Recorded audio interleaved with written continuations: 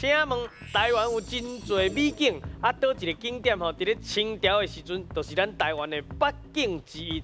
A. 淡水的色容 ，B. 日月潭的高架水龟啊 ，C. 家人积雪。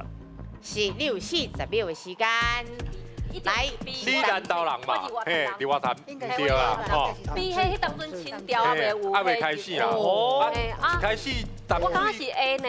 淡水甲家人，阿伯嘛感觉是 A 了。阿伯嘛，你感觉是 A 啊？你没是对啦淡水木色。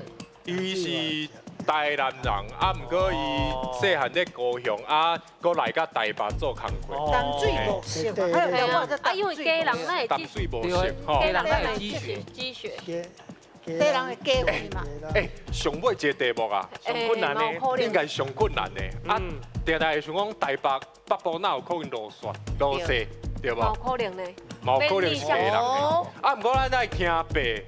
对啊，因为你清朝的时阵啊，哦，迄清朝是。哎呀，白较我清朝迄个时阵啊。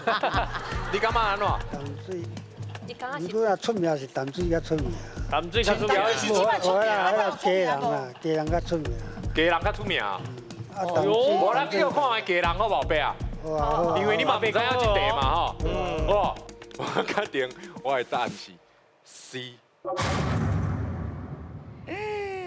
家人积积雪雪，对唔对？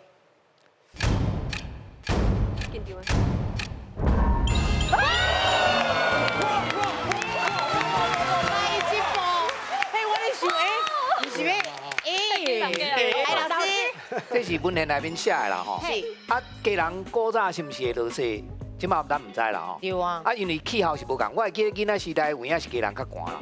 是啊，但是嘛无寒到落雪啦。不过真歹讲，因为自2016年的时吼，咱台湾真侪平地落雪，连家人嘛落雪。对。哦，所以讲伫清朝的记载是安尼。啊，讲迄个淡水哦，淡水是日本时代真正是一个八景之一，不过迄是到日本时代啊。哦，啊，那伫清朝是八景无包含这个淡水的色用。是。